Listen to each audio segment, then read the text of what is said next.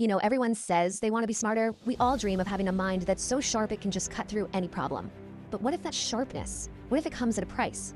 Today, we're going to break down a pretty intense brain training method, one that comes with a dark promise. It says it can make you a genius, but it might also twist you into something that, well, just can't live among ordinary people. Let's walk the path. So right off the bat, the source material we're digging into today, it doesn't start with a promise of fame or success. Nope, it starts with a warning.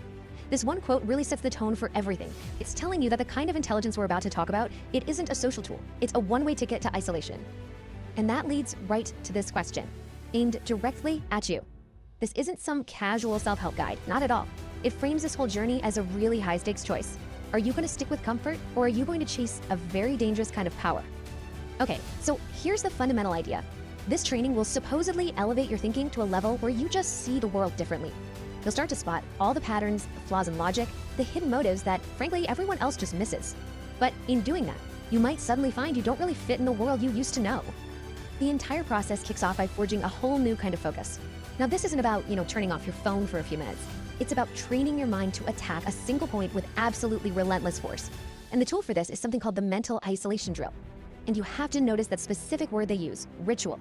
This isn't just a casual exercise. It's a structured, repeatable practice designed to literally rewire your brain's default state from scattered to laser focused. It's all about going deep, not wide. Now, the mechanics here, they look deceptively simple, right? You get in a controlled environment and then you just drill down. But the real secret, the part that matters, is step 5, pushing past the panic.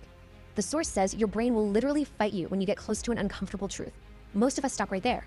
This drill is about training you to smash right through that wall. So to make this a little more real, let's just use the example from the source material. It's not some big philosophical question like, what is the meaning of courage? No, it's sharp, it's personal, and it's tied to a real-world problem. This is exactly the kind of question this drill is built to take apart, piece by piece. So you see the process. It's like following this chain of whys. You start with that surface-level emotion, fear, and you just keep digging until you hit the root assumption that's actually causing the whole problem. And the breakthrough, it isn't an answer, it's a new question, one that completely shatters the old way of thinking. That's the whole point.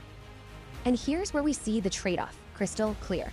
The power is undeniable. Your mind becomes a scalpel, but the price is alienation. You start to hear the lazy thinking and the unexamined beliefs in everyone around you, and you realize you're just operating on a completely different level. They can't follow you, and you can't go back.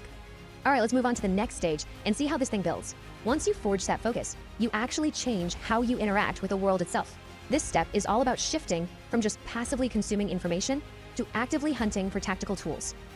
I mean, think about it. Most of us, we read an interesting fact, we think, neat, and it's gone 5 minutes later. This practice is the polar opposite. It treats every quote, every statistic, every idea not as some piece of trivia, but as a potential weapon to be sharpened and stored in an arsenal. As you can see, this whole process is super deliberate and structured.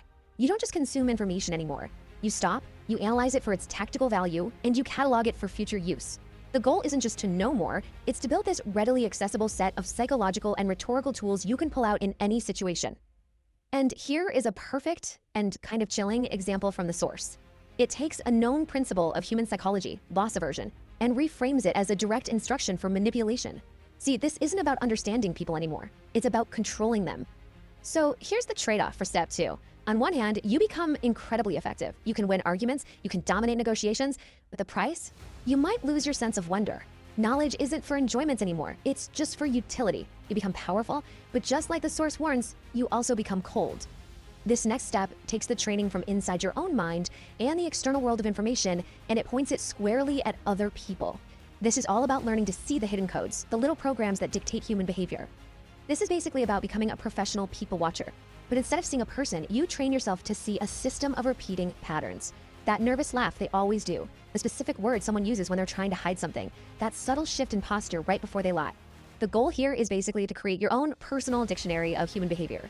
You're not just noticing these things, you're cataloging them, you're giving them names, and you're turning the chaotic mess of human interaction into a predictable, readable language that only you understand. The power you get from this is almost like a superpower. You can predict things. You know what someone is going to say before they even say it. But the price is a profound, deep loneliness. Once you see the strings, it's really hard to see the person anymore. You start to feel detached, like a spectator watching a play, where everyone else thinks their part is real. And that brings us to the final and most dangerous step. This one is designed to break your mind's very last limitation, its attachment to its own beliefs. It's an exercise in forcing your own mind to literally go to war with itself.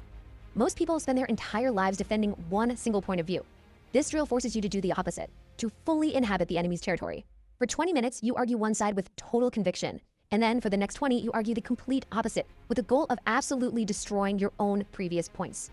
I mean, you can imagine, this process is mentally brutal. Your brain will resist. It will feel wrong, maybe even immoral, to argue for a side you don't actually believe in.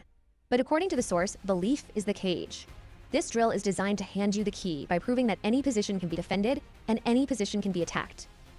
So this final step presents the ultimate power and, of course, the ultimate price. You achieve total mental freedom. No argument can trap you because you already understand its opposite inside and out. But you may lose your moral compass. When good and evil, right and wrong, just become two positions to argue, your own sense of certainty can just dissolve into nothing. So after going through all 4 of these steps, ruthless focus, weaponizing information, pattern recognition, and the thought war, the transformation is supposed to be profound.